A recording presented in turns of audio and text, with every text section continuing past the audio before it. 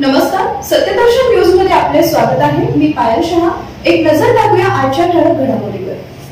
सोलापूरच्या उद्योग वाढीसाठी महाराष्ट्र चेंबर ऑफ कॉमर्स कटिबद्ध। ललितभाई गांधी। सोलापूरच्या औद्योगिक विकासाच्या दृष्टीने महत्त्वपूर्ण मागण्या Maharashtra chamber of commerce and इंडस्ट्रीचे अध्यक्ष ललित गांधी यांच्याकडे सोलापूर विकास मंचच्या वतीने सादर करण्यात आले।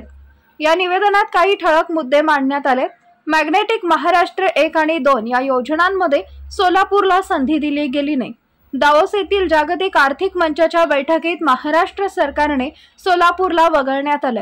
त्यामुळे महाराष्ट्र उद्योग मंत्र्यांशी समन्वय साधून सोलापूरमध्ये अधिक गुंतवणूक आणि उद्योगांची उभारणी होण्यासाठी प्रयत्न करण्याची आवश्यकता आहे। सोलापूर शहरातील 2 उड्डाणपुलांच्या मागणीचा उल्लेख करण्यात आलाय। सोलापूरचे सुपुत्र वालचंद हिराचंद दोशी यांना भारतरत्न सन्मान मिळावा अशी मागणी आहे। सोलापूर महानगरपालिकेच्या मालमत्ता करांमध्ये सूट देण्याची मागणी, मावा, मटका आणि मिरवणूक यावर बंदी घालावी अशा मागण्यांसाठी महाराष्ट्र चेंबर ऑफ कॉमर्सने प्रयत्न करावेत अशी विनंतीही सोलापूर विकास मंचच्या वतीने करण्यात आली आहे। या बैठकीत सोलापूर विकास मंचचे सदस्य केतन शहा, मिलिंद भोसले, ॲडव्होकेट दत्तात्रय अंबुपे, विजय कुंदन जाधव, सोलापूर इंडस्ट्रीज असोसिएशनचे अध्यक्ष डी राम रेड्डी, कोठारी उद्योग समूहाचे अध्यक्ष व्यवस्थापकीय संचालक, सोलापूर चेंबर ऑफ कॉमर्सचे अध्यक्ष राजू राठी तथा सोलापुरातील विविध औद्योगिक आणि व्यापारी असोसिएशनचे संस्था आणि संघटनांचे प्रतिनिधी, पदाधिकारी मान्यवर उपस्थित होते। काही रिझर्व्ड लँड्स असतात एमआयडीसीतल्या, आता त्या एमआयडीसीकडे बरंच दुर्लक्ष झाल्यामुळे त्या मोर ऑफ डम्पिंग ग्राउंड झालेले आणि ते पोलीस त्याच्याकडे कारण ती कोणाला अलाउड झाली नाही, त्यामुळे कोणी डेव्हलप करत नाहीये आणि फक्त काही राहिलेला कचरा वगैरे तिथं आणून डम्प केला जातो आणि त्याच्यामुळे पण आणि ऍक्च्युली रोडमुळे एम्प्लॉईच्या बॅक प्रॉब्लेम्स आणि या गोष्टी पण सुरू झालेल्या। लोक 2 व्हीलर रोड पडतायत आणि नाईट शिफ्ट बंद करावी लागण्यापर्यंत आणि कॉन्क्रीट असल्यामुळे पॉवरला रात्री टायरिंगला बेनिफिट आहे, टाइम ऑफ डे मीटर म्हणून असतो। सो आम्ही जर रात्री नाही चालवली तर कॉम्पिटिटर राहणार नाही मार्केटमध्ये रेटच्या दृष्टीने पण, म्हणून रात्री चालवताना बरेच काळजी घेऊन वर्कर्सची हे करावं लागतं।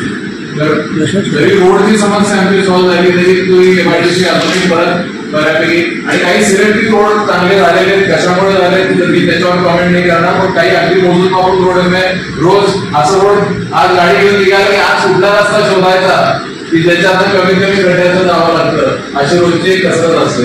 आणि आपण जर कारमध्ये जातो आपल्याला ते जाणवत नाही, 2 व्हीलर मध्ये जाणाऱ्या माणसाला एम्प्लॉईजना खूप त्रास होतो।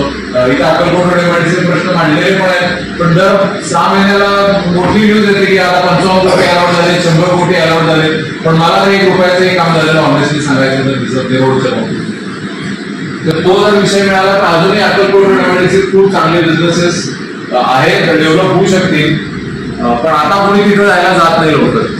तर प्लॉट नंबर काय माझा 269-70 धनवंत कास्ट माझ्या समोरासमोर प्लॉट आहे, 307-8-9 पण आहे। ही लाईन म्हणजे लास्ट लाईन चंदन टाईल्स, बेबी रेटिंग, स्मृती ऑर्गॅनिक्स ही लाईन। आपल्याला आगीचं प्रमाण पण जास्त आहे। हो